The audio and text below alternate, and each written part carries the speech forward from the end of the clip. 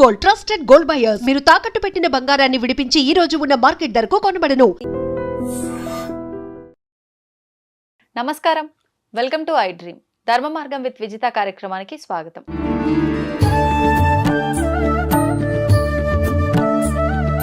సంకష్టహర చతుర్థి అనగానే మనం అందరము కూడా గణపతి ఆరాధన చేస్తూ ఉంటాము. సంకష్టహర చతుర్థికి ఏదైనా విశిష్టత ఉందా?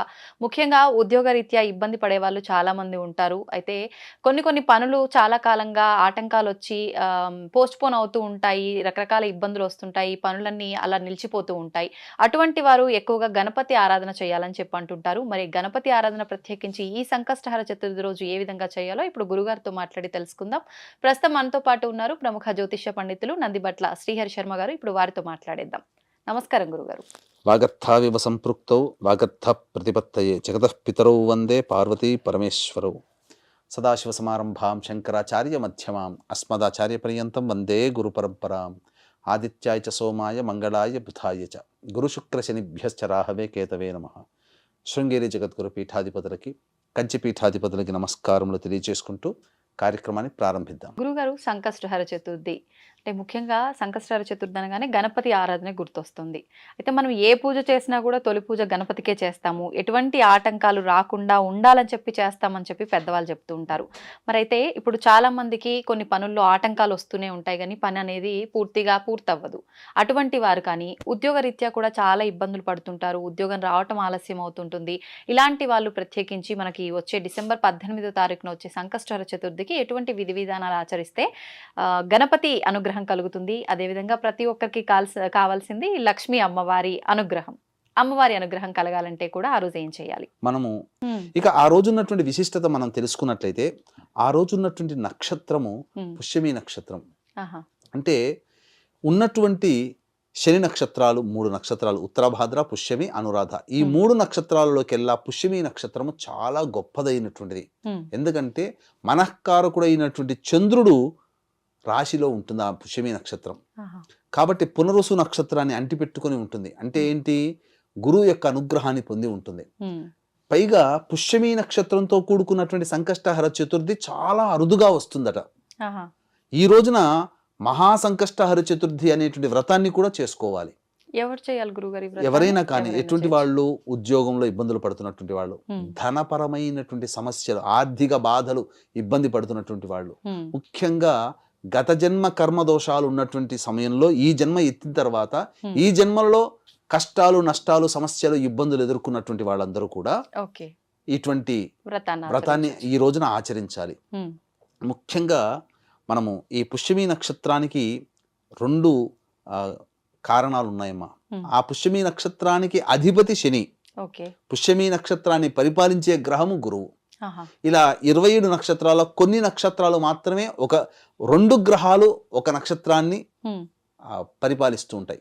అందులో ఈ పుష్యమి నక్షత్రం ఒకటి. మరి ప్రత్యేకించి ఇది పుష్యమి నక్షత్రంలో పుట్టిన వాళ్ళు ఆచరించాల్సి ఉంటుందా? ఎవరైనా ఆచరించవచ్చు. ఎటువంటి ఎవరైనా అన్ని నక్షత్రాల్లో పుట్టిన వాళ్ళందరూ కూడా ఆచరించవచ్చు. ఇక ముఖ్యంగా కేతు గ్రహం సంబంధించిన విశ్లేషణ ఎందుకు తెలియజేసుకోవాలి? కేతువుకి అధిష్టాన దేవత వినాయకుడు. అంటే ఏంటి అక్కడ మనం ఇక్కడ గమనించాల్సిన అంశం ఏంటంటే, అమృతపానం చేసినటువంటి సింహిగా గర్భ సంభూతుడైనటువంటి రాక్షసుడు విష్ణుమూర్తి సుదర్శన చక్రం వదలగానే ఈ యొక్క తల భాగం అంతా కేతుగ్రహము, మొండె భాగం అంతా కూడాను రాహుగ్రహం. మరి తల భాగము అనేటువంటిది ఇక్కడ చూసుకున్నట్లయితే గణపతికి అధిదేవత, గణపతి అధిష్టాన దేవతగా ఉంటాడు ఈ యొక్క కేతుగ్రహానికి. కాబట్టి కేతుగ్రహం అంటే ఏంటి? రాహు అంటే చెప్పి చేస్తాడు, కేతు అంటే చెప్పకుండా చేస్తాడు. ఈ యొక్క కలియుగంలో రాహుకేతులు మంత్రులు, శని రాజు. కాబట్టి శని నక్షత్రమైనటువంటి పుష్యమి నక్షత్రం ఉండడం, రాహుకేతుల్లో మనకు చెప్పకుండా చేసేవాడు కేతువు. కాబట్టి అటువంటి కేతుగ్రహానికి అధిదేవత వినాయక స్వామి కావడం, వినాయక స్వామికి సంబంధించినటువంటి వ్రతాలలో సంకష్టహర చతుర్థి పుష్యమి నక్షత్రం కలిసి ఉన్నటువంటి రోజు రావడం చాలా విశేషమని చెప్పవచ్చమ్మా. కాబట్టి కేతు ఇంతకుముందే చెప్పకుండా చేస్తాడు. అంటే ఏంటి దీని అర్థము? మనకు జీవితంలో కొన్ని అనుకోని సంఘటనలు జరుగుతూ ఉంటుంటాయి. ఇప్పుడు ఉదాహరణకి చెడైనా జరగచ్చు. హరికృష్ణ జాతకమే తెలుసుకుందాం. అతను రామారావు గారి కొడుకు. అతను డ్రైవింగ్లో పర్ఫెక్ట్ అమ్మ. డ్రైవింగ్లో అలా ఓకగా డ్రైవింగ్ చేయగలుగుతాడు. కానీ అంతటి వాడికి కూడా అనుకోని సంఘటనలు జరగడం వల్ల ప్రాణాలు కోల్పోవాల్సి వచ్చింది. అంటే ఇవన్నీ తెలవకుండా జరిగేటివి. మన జీవితంలో ఏవైతే తెలవకుండా జరుగుతాయని మనం అనుకుంటామో, తెలవకుండా జరిగినటువంటి వాటి వల్ల ఇబ్బందులు పడతామో, భవిష్యత్తులో కూడా మనకు ఏమన్నా తెలవకుండా జరుగుతాయని చెప్పి ఆలోచన చేస్తామో, అటువంటి వాళ్ళందరూ ఈ రోజున వినాయకుడి యొక్క అనుగ్రహాన్ని పొందే ఈ యొక్క చిన్న పరిహారాన్ని కనుక పాటించినట్లయితే తప్పకుండా వాళ్ళకి వినాయకుడి యొక్క అనుగ్రహంతో వాళ్ళ ఆపదలు, కష్టాలు, నష్టాలు అన్నీ తీరిపోతాయి. కొంతమంది ప్రాజెక్టులు చేస్తుంటారు. ఆ ప్రాజెక్టులో కొంత మొదలు పెడతారు, మధ్యలో ఆటంకాలు వస్తుంటాయి. ఎంతవరకు కూడా ఆ ప్రాజెక్టు ముందుకు సాగదు. కొంతమంది ఇల్లు కట్టుకుంటారు, అన్ని పర్మిషన్స్ వస్తాయి, మధ్యలో ఇల్లు కట్టేస్తున్న సమయంలో మధ్యలో ఆగిపోయి మున్సిపాలిటీ పర్మిషన్స్ రావు. కొంతమంది ఉద్యోగ ప్రయత్నాలు దగ్గర దాకా వెళ్తారు, మధ్యలో పోతూ ఉంటుంటారు, అలా విఫలమవుతూ ఉంటుంటారు. అలాగే వీక్షించేటువంటి ప్రేక్షకుల్లో ప్రతి ప్రయత్నంలో విఫలమవుతున్న వారు ఎవరైతే వినాయక సంకష్టహర చతుర్థి వ్రతాన్ని ఆచరిస్తారో వాళ్ళకందరికీ కూడా తప్పకుండా వినాయకుడి యొక్క అనుగ్రహం వలన వాళ్ళకి మంచి చేకూరుతుంది. గురుగారు, సంకష్టహర చతుర్థి పూజా విధానం అనేది ఆ ఒక్కరోజు ఆచరించి అంటే ఊరుకునేదా, లేదంటే కొంతమంది చెప్తారు కొన్ని సంవత్సరాల పాటు చేస్తూనే ఉండాలి సంకష్టహర చతుర్థి, కొన్ని నెలల పాటు అని, అలా చేయాలా? దీనికి నియమం అంటూ ఉన్నదమ్మా. జీవితాంతము పాటించే పద్ధతి ఒకటి ఉంటుంది, లేదు ఒక సంవత్సరం మాత్రమే నేను దీక్ష స్వీకరిస్తాను అని ఒకటి ఉంటుంది. కనీసం హీన పక్షంలో 3 సంకష్టహర చతుర్థులైనా 7 సంకష్టహర చతుర్థులైనా కానీ ఆచరించాలి. విధి విధానాన్ని బట్టి కనీసం ఆ ఒక్క రోజునైనా కానీ ఆచరించమని శాస్త్రం చెప్పబడి ఉంది.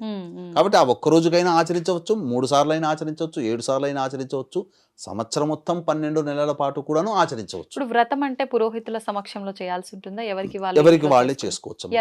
ఇక్కడ ఏంటంటే ఉదయాన్నే సూర్యోదయ కాలంలోనే కాలకృత్యాదులన్నీ తీర్చుకొని మొట్టమొదటిగా ఉదయిస్తున్నటువంటి సూర్యుడికి నమస్కారం చేసి అర్ఘ్యమిచ్చి సూర్యాష్టకం 6 సార్లు పారాయణం చేయాలి.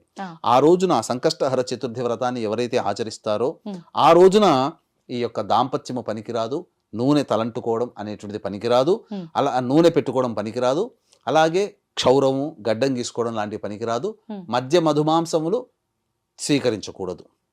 ఇవన్నీ కూడాను నియమాలు పాటించాలి. మగవారు కూడా ఈ వ్రతాన్ని మగవారు చేయొచ్చు, ఆడవాళ్ళు కూడా చేయవచ్చు, పిల్లలు కూడా చేయొచ్చు. ముఖ్యంగా విద్య కావాలనుకునే వాళ్ళమ్మ, ముఖ్యంగా గణపతి వినాయక చవితి వచ్చిందంటే పిల్లలందరూ పుస్తకాలు పెట్టి అక్కడ గణపతి ఆరాధన చేస్తాం కదా. కాబట్టి పిల్ల, పెద్ద, పాప, చిన్న, ముసలి, ముతక ఎవ్వరూ దీనికి ఎగ్జామ్షన్ కాదు, అందరూ చేసుకోవచ్చు. ఉపవాసం ఉంటే చాలా మంచిది.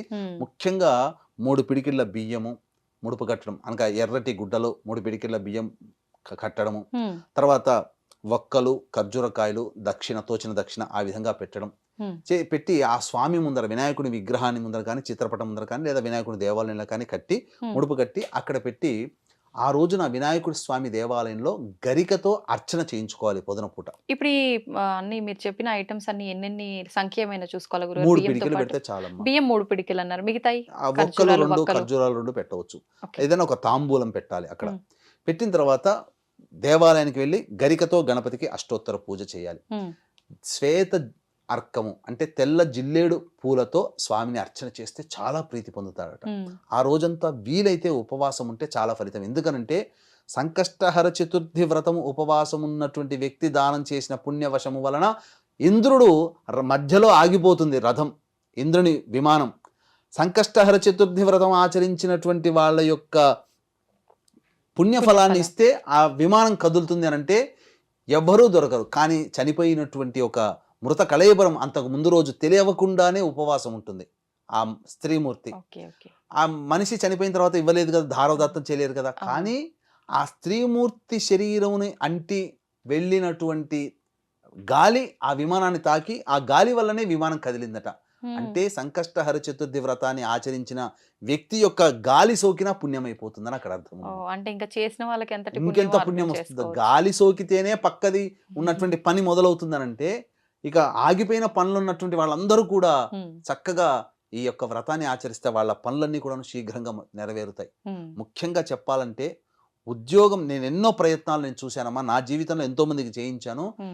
లక్ష్మీ గణపతి యొక్క మూలమంత్ర ఉపాసన చేసి ఆ ఫలితాన్ని ధారపోస్తే వాళ్ళకందరికీ ఉద్యోగాలు దొరికిన సందర్భాలు ఉన్నాయి. ఆహా. రాని బాకీలు వసూలైన, ధనప్రాప్తి కలిగిన సందర్భాలున్నాయి. ఆటంకాలైనవన్నీ పనులన్నీ కూడాను శీఘ్రంగా కదిలినటువంటి సందర్భాలున్నాయి.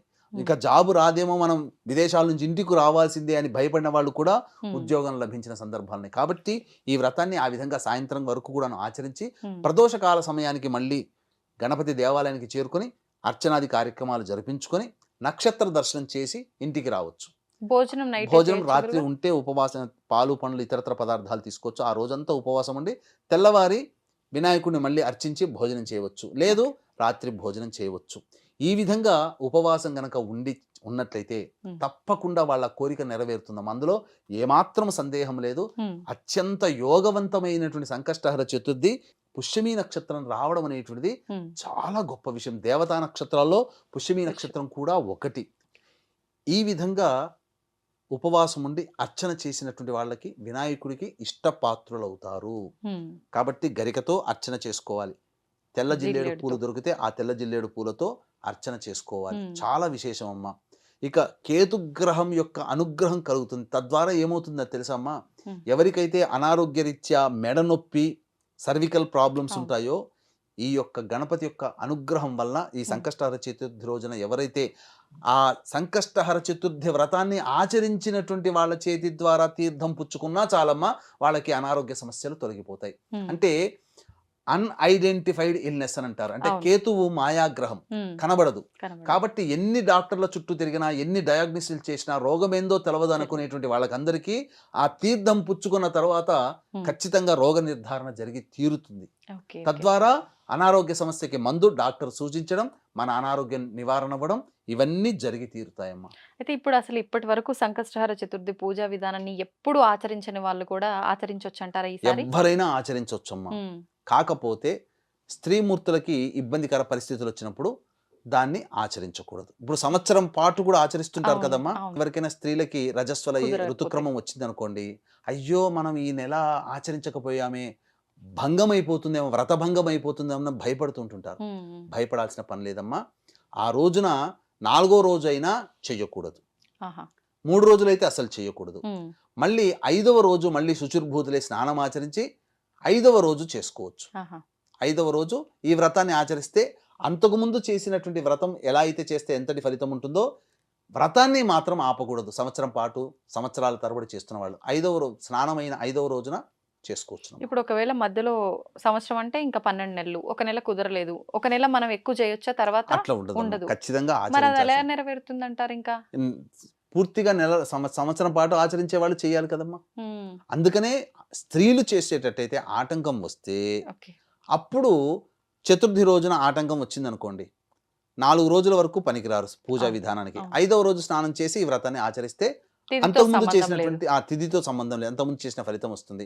ఒకవేళ మగవాళ్ళు బిజీ స్కెడ్యూల్లో ఉన్నవాళ్ళు అనుకోండి, వాళ్ళ ఇంట్లో భార్యలు ఆచరించవచ్చు, పిల్లలు ఆచరించవచ్చు.